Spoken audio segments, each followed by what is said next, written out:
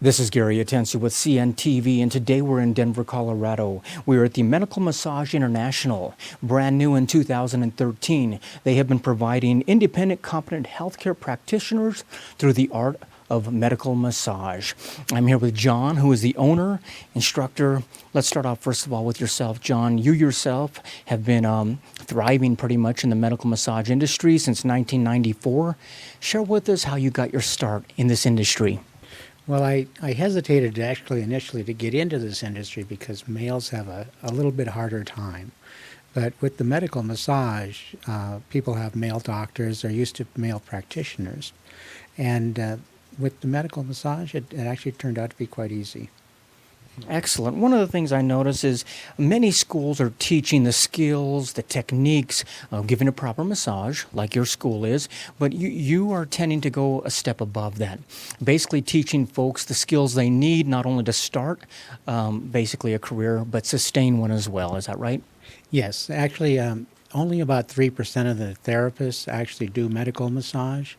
We actually take liens and work with the insurance companies. And those 3% actually make 97% of the income made in massage, which is quite a bit of a change. That's an amazing stat right there.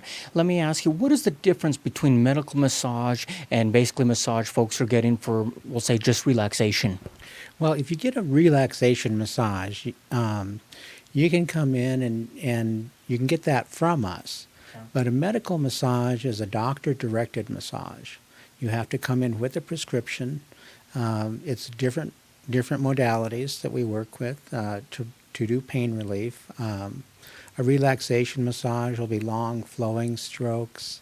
A medical massage isn't quite as much fun, but it can be. A lot more fun if you're making money doing it, I would imagine.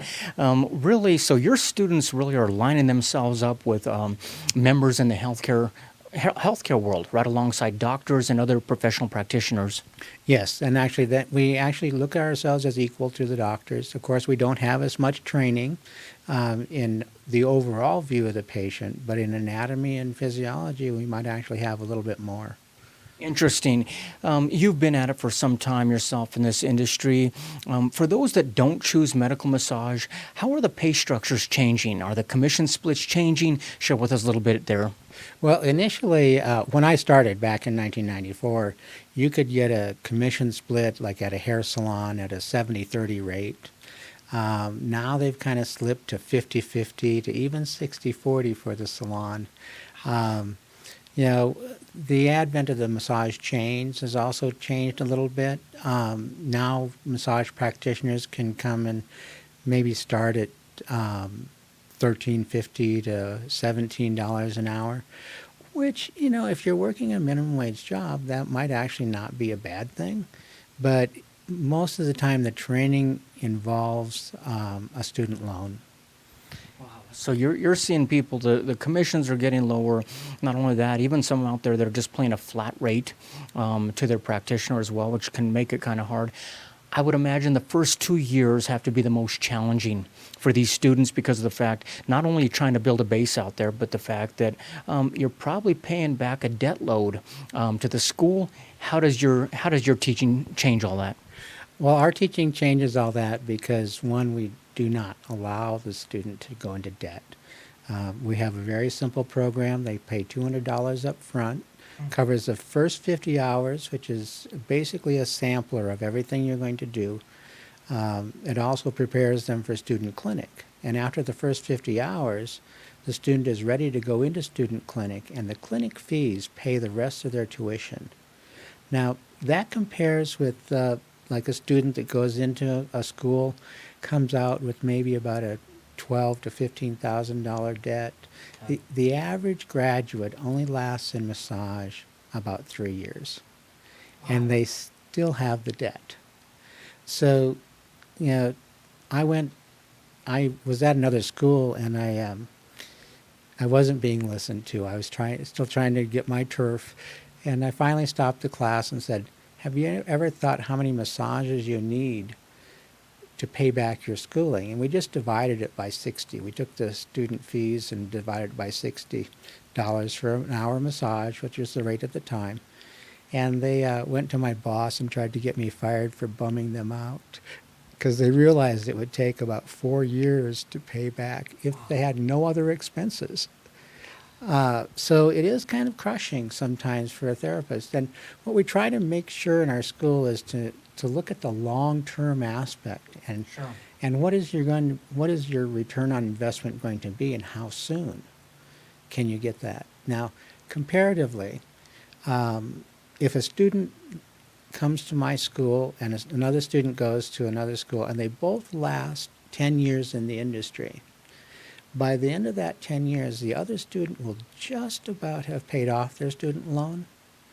And my student, if they only do, I think the figure is 10 massages a week, and they're working somewhere, and they basically will have made $300,000. Wow, so you're talking about really getting a head up on your competition to the tune of $18,000, $20,000 from the get-go. That's really got to help you sustain your career throughout. We're talking about real-life clinics that they're able to set up here. What do they learn within the clinics there? Well, they learn patient protocols first. They learn to listen to their patient. They learn to treat them as a patient as opposed to a best friend. A lot of times in the massage industry, there's a lot of problem with transference of, sometimes that person has never been touched since their graduation, or sometimes they'll get they'll be going through life change or divorce, something, and then they can come and get safe touch, where they don't have to worry about what they're going to have to give back. Yeah, but a lot of times they get attached to the therapist, and we teach the therapist how to recognize that attachment and to also recognize when they're getting attached to the patient. So Interesting. So you're talking their bedside manner is something that basically is being taught, making sure it's professionally done, as well as the techniques as well. One of the things I notice here is the fact that it seems if they're actually working on clients throughout their training, they're kind of getting started with their own little client base, before they leave the school. Oh, absolutely. In fact, business development is really part of the curriculum too. Right. We send the students out. They're required to do at least 2 outside events where it requires 2 other therapists, so that they can learn coordination. They can learn how to introduce themselves as a practitioner, and not go begging, but go as a business person. And sometimes that's the first time they've ever seen themselves as a business person as opposed to an employee. Yeah. It's really a mindset that you're teaching here as well. Not only the techniques, but a mindset of understanding what they're able to offer in the healthcare community as well. The learning process, we're talking about their learning theory as well as hands-on. Do the students even take part in teaching other students along the way? Well, we have a ratio of 6 to 1, so they can teach other students if they want. And of course, they work on each other, so they are going to improving their techniques because of that. Sure. But sometimes other schools have a 35 to 1 teacher to student ratio, or student to teacher, 35 students to 1 teacher. And we want to really kind of look at it as a massage apprenticeship, so we can have more control, not over the students' techniques, but their actions will be independent business people's actions. Wonderful. Obviously, massage is all about the art of touch, muscle manipulation. One of the things you're known for is blindfold teaching. Share with me what that means. Well, a lot of times people, they get dependent on watching their hands work. And if we blindfold them, then they have to know their anatomy. They have to have confidence in their draping. We use these in class only. We don't allow our patients to come and experience blindfold massage. But what it does is it bolsters the confidence of the student. I developed this technique. A lot of schools use the technique, but I developed it when I was teaching a group of Japanese. And the Japanese have an aversion to touching the opposite sex, which I didn't know. Interesting. And so what we did was we took the men outside and blindfolded them and told them that the women had agreed for the first time to be totally naked on the tables, so they really needed to make sure they were draping appropriately. And you really understand where the body landmarks are when you think you're going to expose your patient. So you're basically, it's almost at a subconscious level, it's a second nature is what you're teaching, just automatically your hands knowing what to do. That is interesting. Your schooling here is pretty much a little bit different than any other schooling out there. You really feel it's a win-win opportunity for the students to get a head start in the right way, and really so no one gets left behind. Has that been important to you? Oh, that's very important to me. The most important thing is that there's a lot of people that are they think massage is easy, and it's really a lot more technical than they expect. And if they come to my school and they find it isn't as easy as they think, or they just don't have the heart for it, then it's actually fairly easy to get out of the school, and you don't have a student debt after that. Now, if you go to another school and you find that massage isn't your cup of tea and you're 2 months down the road, you're still kind of committed to about a third of the Big difference. A big difference. A big difference. Viewers, take a look at the bottom of the screen right there. What you're going to see is this website. On the website, first of all, if you're a consumer, you're going to see the different types of services they are able to provide for folks that walk in here. Obviously, if you're thinking about going into this industry, you can take a look at what the future of massage is. Big changes down the road, obviously, between the two different roads you can take, be it relaxation or if you decide to go in the medical massage field. You can also create some great links there that will help you determine whether it is this is something you would like to do. But obviously, the phone is on the bottom of the screen right there. Reach out, contact John. This is brand new for 2013. A great way for you to get a head start, not only above your competition, but leading you down a successful and sustainable career in massage therapy. Last thing, John, let me ask you, for consumers out there that want to come in and actually get worked on, what are some of the modalities you're able to share? I mean, I see Swedish, I see Reiki, a little bit of everything. A little bit of everything. And actually, all healing starts with relaxation. So all of our students learn how to do a good relaxing massage. Then they learn the variations in the technique of the more serious techniques. So they'll always learn, if you come in and you've hurt your back gardening, there'll always be somebody that can add that comforting touch and a relaxing environment too. Excellent. Once again, viewers, last time, take a look at the bottom of the screen there. That is basically the Medical Massage International, located here in Denver. Once again, brand new for 2013. Instructor and owner, been in the industry himself since 1994, creating healthcare practitioners practicing the art of massage. This is Gary Atensi with CNTV. And if you don't know, now you know. Full-service barbershop that caters to men's unique style and personality. Stylists are trained in shaving, haircutting, beard trimming, and designing, shampooing, and styling. Escape into a world of total comfort, relaxation, and rejuvenation. Treat yourself to an experience of a quality haircut, face shaves with a straight razor or safety razor, massage therapy, manicure, pedicure, color, or wax performed by the specially selected Knockouts girls. Indulge yourself with a unique Knockouts cut, style, or other grooming service. Our first-class service includes today's most advanced coloring and hair management techniques and products. Our staff are specially selected and your services are assured. As always, walk-ins are welcome. Don't leave your appearance to just any salon. You deserve the best in men's hair care and grooming. Knockouts, the best place for men's hair care and grooming.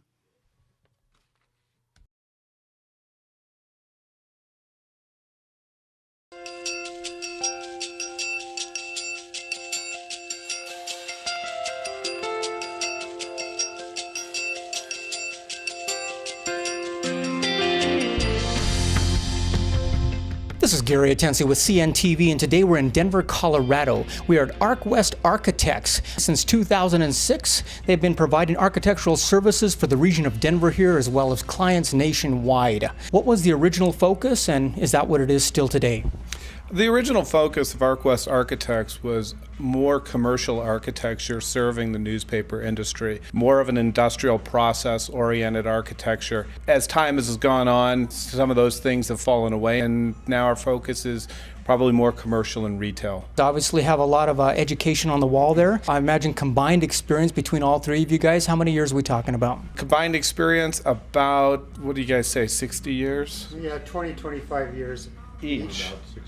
Interesting. And you guys focus on basically all phases of architectural service out there. Are we talking about residential, are we talking about business, or pretty much across the board? I would say across the board. I mean, again, we started with light industrial as our primary focus, but we've expanded into commercial and residential, and we work all phases from programming, schematic design, design development, construction documents, all the way through construction administration.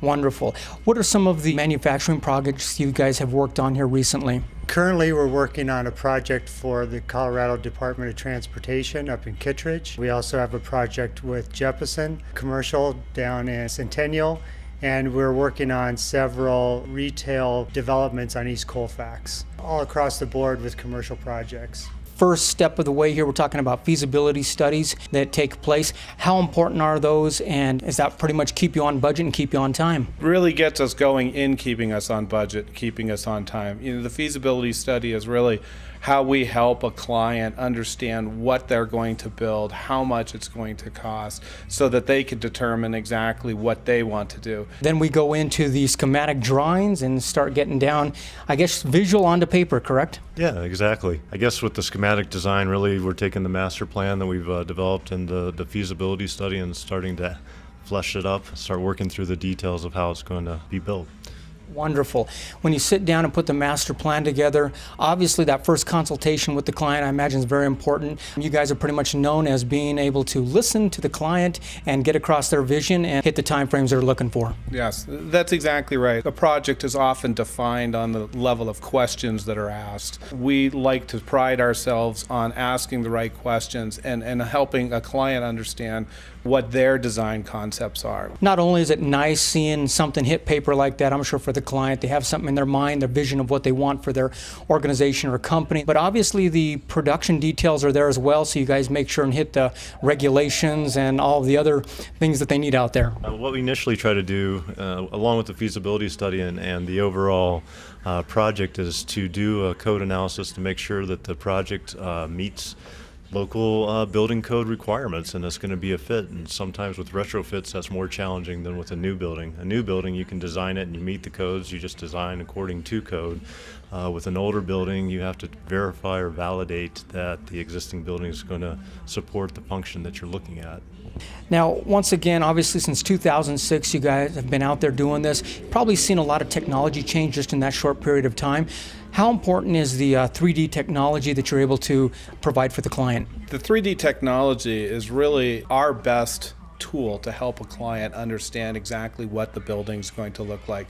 Traditionally in the architectural profession, people tried to take two-dimensional representations of a project and convey that to a client, but people see things in 3D. When we can add 3D to it, they can look at something that almost becomes photorealistic in some ways, and we can produce those very quickly so that different schemes, different varieties of things that we're trying to show them can be illustrated, and they can make decisions on which direction they want to go. You guys can read the schematics, but someone else might be able to understand the art renderings much better. Correct, and I think that's where we're strong, is that we convey the project to the client in a way that they can understand, and we also develop a design that the client can have ownership of. They feel that it's part of what they helped design with the architect. And once we've got that in place, the feasibility study is done, completed, you're ready to move on with it. Do you also offer project management there on site? Absolutely. Usually, it's a few phases. We have to get through construction documents, but if the owner wants us to do the project management, absolutely, we'd be happy to. Well, are people seeking more green designs? Yeah, a lot of people are seeking more green designs.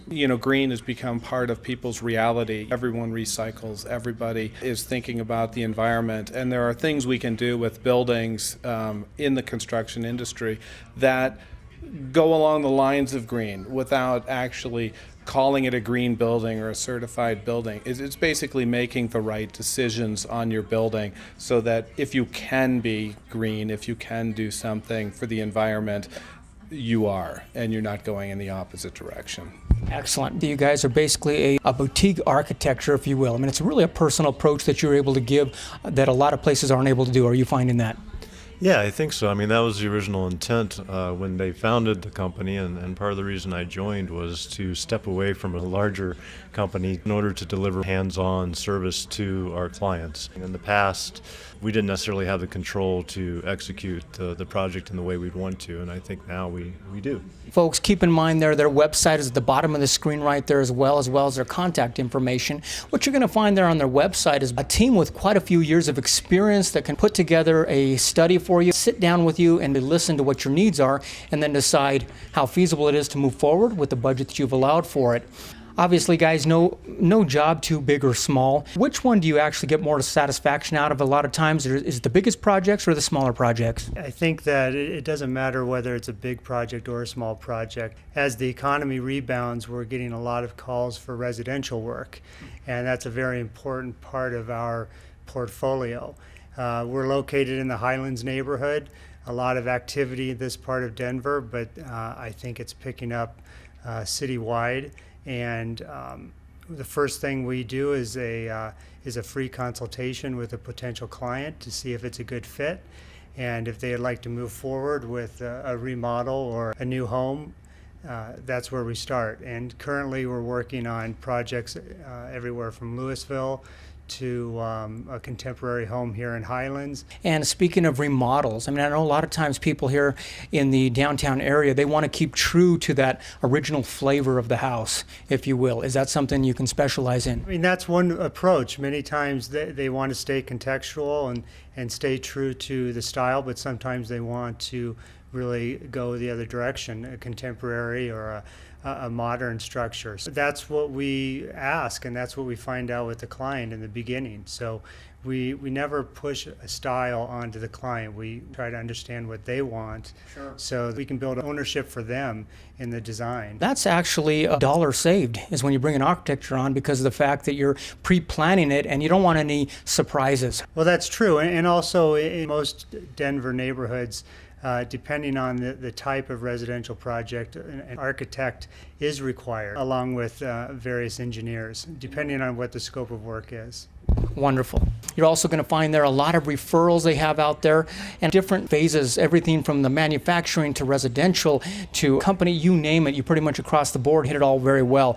Share with me some of the different building design types you've worked on here recently. The most recent project that I've worked on is the Jeppesen facility, which Kevin had mentioned. It's a printing facility, print-on-demand printing for aeronautical charts and approach plates that most pilots that would be in a cockpit would use. It's about a 2,000 square foot space with a press that was about 80 feet long. Yeah. Interesting. And any other one you'd like to share? I think the two projects that I would highlight at this point that we've worked on is recently did a residence up in Louisville, and it's just a small remodel, and that's, kind of shows the more boutique end of our company. And then as well, Kevin and I were both working on due diligence for a light industrial facility slated for the business park up in Lafayette. So, excellent. Once again, folks, you can see their contact information is the bottom of the screen right there as well. Check them out. They're on the Better Business Bureau out there as well. Real easy to get to in Denver to serve their regional customers as well as nationwide clients. You're going to be speaking with you guys when they come on board and decide to bring you on. That's correct. When you're dealing with one of us, you're dealing with the entire company. Each one of us takes projects individually, and then we are on the project from beginning to end, cradle to grave. So when you get to know us, you get to know your architect. Get to know your architect begins with a phone call. Their phone number's at the bottom of the screen right there. And the first step is that consultation where you discuss a little bit about what you've got and what you're hoping to achieve, either in a company, in a building, manufacturer, industrial, residential, you name it. And what they'll do is decide if you're on budget, and they make sure you're going to get it done on time. That's correct. Wonderful. This is Gary Atencio with CNTV. And if you don't know, now you know.